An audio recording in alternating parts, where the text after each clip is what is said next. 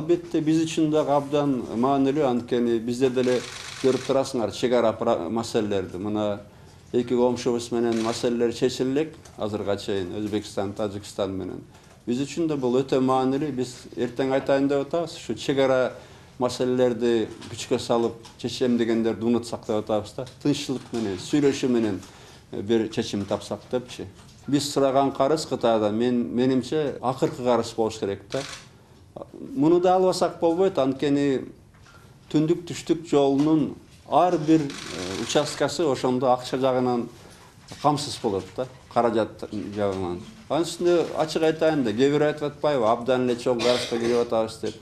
Коркпой эле алыш керек. Анын үстүнө жылына болгону 2%. Мындай кредитти эч ким бизге оңой менен бербейт.